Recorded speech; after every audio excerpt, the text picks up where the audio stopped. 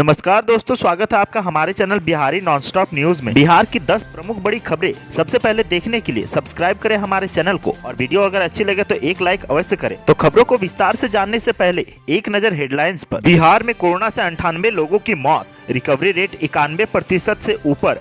आज 1.40 लाख टेस्ट में 5,871 लोग मिले पॉजिटिव। बीपीएससी रिजल्ट की देरी पर तेजस्वी ने खड़े किए सवाल, पूछा सेटिंग गेटिंग चल रहा है क्या। पटना में झमाझम बारिश से सड़कों पर जलजमाव, सरकार के दावों की खुली पोल।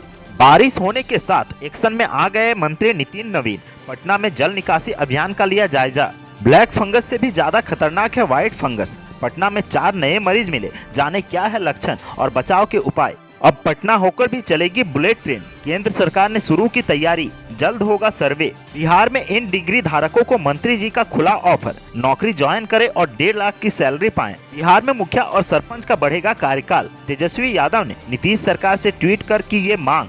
बिहार में 3 वर्षीय अनिवार्य सेवा अनुबंध पर नियुक्त होंगे 1995 डॉक्टर, जानिए कितना मिलेगा मानदेय। पटना एयरपोर्ट पर अब बोर्डिंग से पहले यात्रियों को मिलेगी फेस शील्ड, जानिए क्या है कारण।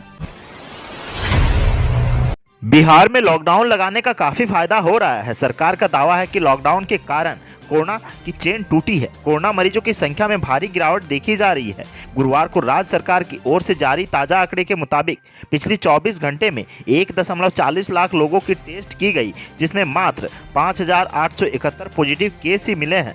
बिहार में अब कोरोना का संक्रमण घटने लगा है। पिछले 24 घंटों में कोविड संक्रमण के 5,871 नए मामले सामने आए हैं, जबकि 9,977 लोगों को डिस्चार्ज किया गया है। हालांकि प्रदेश में मरने वालों का आंकड़ा बढ़ते ही जा रहा है। आज फिर 98 लोगों की मौत रिकॉर्ड की गई है। हालांकि राहत की बात है कि सूबे में कोरोना संक्रमण से रिकवरी रेट बढ़कर 91% से ज्यादा हो गया है। गुरुवार को एक दिन में रिकॉर्ड 1,40,070 लोगों की जांच के साथ टेस्टिंग का आंकड़ा अब बिहार में कुल 2,86,10,133 हो गया है। सूबे में आज कुल 9,977 मरीज ठीक हुए हैं। स्वस्थ होने वाले कुल लोगों की संख्या 6,17,397 हो गई है। साथ ही रिकवरी रेट भी बढ़कर 91.32% हो गई है। बिहार में अभी फिलहाल 54,406 एक्टिव केस हैं।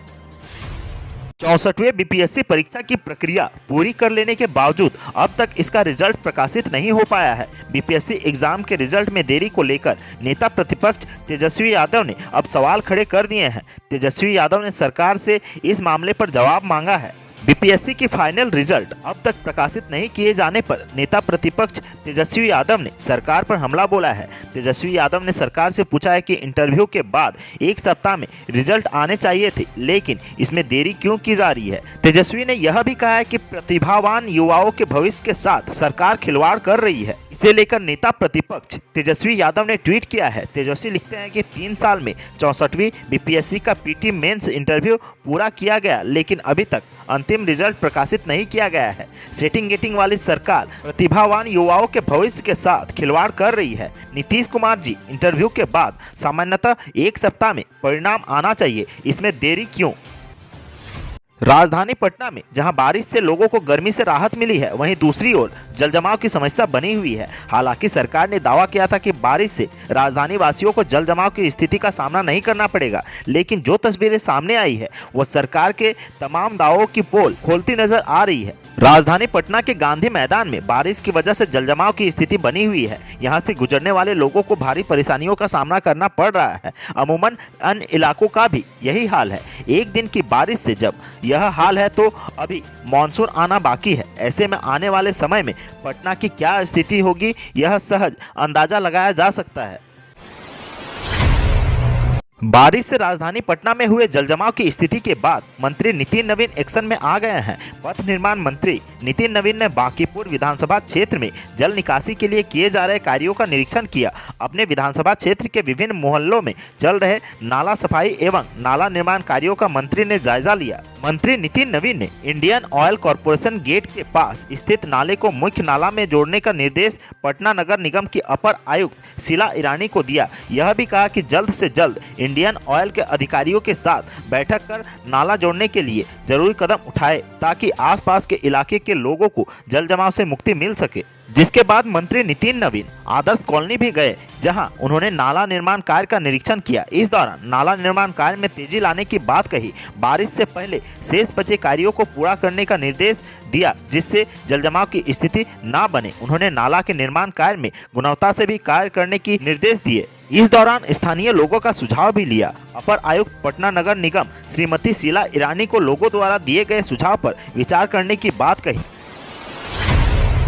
कोरोना की भीषण महामारी के बीच नई आफत सामने आ गई है। ब्लैक फंगस के बाद अब व्हाइट फंगस के मरीज मिलने लगे हैं। ये व्हाइट फंगस ब्लैक फंगस की तुलना में कई गुना ज्यादा खतरनाक है। पटना में इसके 4 मरीज पाए जा चुके हैं। व्हाइट फंगस को मेडिकल टर्म में कैंडिडोसिस भी कहते हैं। ये बेहद खतरनाक है। व्हाइट फंगस फेफड़ों के संक्रमण का मुख्य कारण है। इसका असर सिर्फ फेफड़ों पर ही नहीं पड़ता है। ये बीमारी फेफड़ों के साथ साथ त्वचा, मुंह के अंदर के भाग, किडनी, आंत, ब्रेन, प्राइवेट पार्ट्स और नाखून को भी यह संक्रमित कर देता है। इलाज में देर हुई तो फिर मरीजों की जान पर गंभीर संकट खड़ा हो जाता है। पीएमसीएच के माइक्रोबायोलॉजी विभाग के प्रमुख डॉक्टर एस.एन. सिंह ने बताया कि उनके संस्थान में ऐसे 4 मरीज मिल चुके हैं जो व्हाइट फंगस के शिकार थे। उनमें कोरोना जैसे लक्षण थे, लेकिन वे कोरोना पॉजिटिव नहीं थे। इन मरीजों का रैपिड एंटीजन टेस्ट, आरटी-पीसीआर और एंटीबॉडी टेस्ट किया गया था, तो वे कोरोना निगेटिव पाए गए, लेकिन फेफड़ा संक्रमित था। जब पड़ताल के बाद उन्हें जब एंटीफंगल दवा दी गई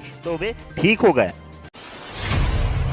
केंद्र सरकार बिहार की राजधानी पटना को भी बुलेट ट्रेन की सौगात देने की तैयारी कर रही है। केंद्र ने बुलेट ट्रेन के एक नए रूट की तैयारी शुरू की है। इसमें पटना समेत बिहार के कुछ और जिले शामिल हैं। जल्द ही इसका सर्वे का काम शुरू होने वाला है। रेलवे सूत्रों से मिल रही जानकारी के मुताबिक वाराणसी हावड़ा तक नए बुलेट ट्रेन की तैयारी शुरू कर दी गई है। वाराणसी के मडवाडी स्टेशन से हावड़ा तक हाई स्पीड बुलेट ट्रेन चलाने के लिए नए कॉरिडोर के निर्माण का फैसला लिया गया है। सरकार ने इस बुलेट रूट के लिए सर्वे एजेंसी को नियुक्त कर दिया है। गणेश जियो साइंसेज प्राइवेट लिमिटेड को Varanasi Howrah bullet train route के सर्वे का काम मिला है। सरकार ने वाराणसी रेलवे मंडल से नोडल पदाधिकारी को भी नियुक्त कर दिया है, जो सर्वे एजेंसी के साथ मिलकर नए कॉरिडोर के निर्माण के लिए काम करेंगे। रेलवे सूत्रों के मुताबिक वाराणसी से हावड़ा तक का ये नया बुलेट ट्रेन कॉरिडोर करीब 787 किलोमीटर लंबा होगा। ये एक्सप्रेस हाईवे के समानांतर बनेगा और इसका काम प्राथमिकता के आधार पर होगा।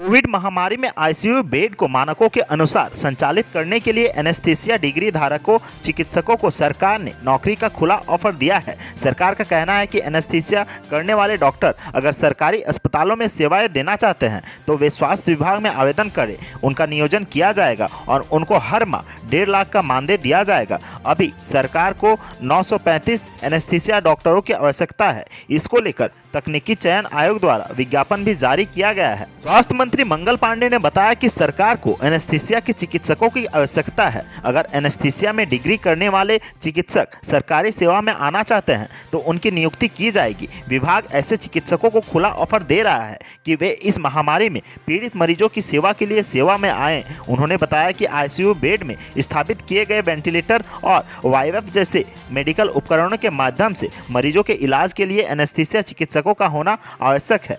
सरकार आईसीयू तैयार कर सकती है, वेंटिलेटर और दवा भी खरीद सकती है, पर इसके लिए चिकित्सकों का होना आवश्यक है। उन्होंने बताया कि पिछले साल ही पीएम केयर फंड के कुल 959 वेंटिलेटर बिहार को मिले थे। इनमें अधिक वेंटिलेटर मेडिकल कॉलेज अस्पतालों को भेजा गया है। इस वेंटिलेटर को जिले के सदर अस्पतालों में भेजा गया है। इसी प्रकार से 1209 वाईपेप मशीन की जो मिली, जो वेंटिलेटर के पूर्व प्रयोग की जाती है। बिहार में कोरोना महामारी को देखते हुए पंचायत चुनाव को फिलहाल टाल दिया गया है। राज्य में करीब 2.5 लाख पंचायत प्रतिनिधियों का कार्यकाल 15 जून को खत्म हो जाएगा। इसी बीच पक्ष विपक्ष में मुखिया और सरपंच के पावर को लेकर तकरार बढ़ गया है। वहीं तेजस्वी यादव ने ट्वीट कर सरकार से मांग करते हुए कहा है कि पंचायत प्रतिनिधियों का कार्यकाल कोरोना काल तक बढ़ाया जाए। नेता प्रतिपक्ष तेजस्वी यादव ने ट्वीट कर कहा है कि सरकार से हमारी मांग है कि कोरोना महामारी के आलोक में पंचायत चुनाव स्थगित होने के कारण आगामी चुनाव तक त्रिस्तरीय पंचायत प्रतिनिधियों का वैकल्पिक तौर पर कार्यकाल विस्तारित किया जाए, जिससे कि पंचायत स्तर पर कोरोना प्रबंधन के साथ साथ विकास कार्यों का बेहतर समन्वय के साथ क्रियान्वयन हो सके। बता दें कि तेजस्वी से पहले कई राजद के नेता पंचायत प्रतिनिधियों के कार्यकाल बढ़ाने की मांग कर चुके हैं। स्वास्थ्य मंत्री मंगल पांडे ने कहा कि मुख्यमंत्री के निर्देश पर मानव बल बढ़ाने की दिशा में स्वास्थ्य विभाग ने तेजी से कार्रवाई की है। विभाग द्वारा राज्य के सरकारी चिकित्सा महाविद्यालय से पीजी व डिप्लोमा पास डॉक्टरों से बंद पत्र के अधीन 3 वर्षीय अनिवार्य सेवा के कुल 1995 फ्लोटिंग पदों की सृजन की स्वीकृति दी गई है। इन डॉक्टरों को जल्द ही नियोजित किया जाएगा। सरकार ऐसे डॉक्टरों को प्रतिमाह 82,000 मानदेय देगी। स्वास्थ्य मंत्री ने बताया कि इसके अलावा उन पदों पर नियोजित होने वाले सीनियर रेजिडेंट ट्यूटर व विशेषज्ञ चिकित्सा पदाधिकारी को स्वास्थ्य विभाग द्वारा संविदा के आधार पर अन्य नियोजित विशेषज्ञ चिकित्सा पदाधिकारियों के बराबर मानदेय दिया जाएगा। पीजी व डिप्लोमा के प्रथम वर्ष से लेकर तृतीय वर्ष तक के चिकित्सकों के वर्तमान में अधिकतम 515 पदों पर नियोजन के लिए हर वर्ष कुल 50,67,60,000 खर्च की संभावना है। पटना एयरपोर्ट पर बोर्डिंग से पहले अब एयरलाइंस यात्रियों को फेस शील्ड देगा। ऐसा कोरोना संक्रमण के फैलने की आशंका को कम करने के लिए किया जाएगा। साथ ही इसमें यात्रियों को यात्रा के दौरान अधिक सुरक्षा का एहसास होगा। इन दिनों कोरोना के भय से टिकटों की बुकिंग बहुत कम हो गई है। साथ ही हर दिन बड़ी संख्या में पहले से लिए गए टिकटों को भी लोग रद्द करा रहे हैं। इसको कम करने में भी फेस शील्ड से मदद मिलेगी। तो आज के सुर्खियों में बस इतना ही। बिहार से जुड़ी खबरों के लिए सब्सक्राइब करें हमारे चैनल को और साथ ही साथ अपने दोस्तों और रिश्तेदारों में शेयर जरूर करें। धन्यवाद।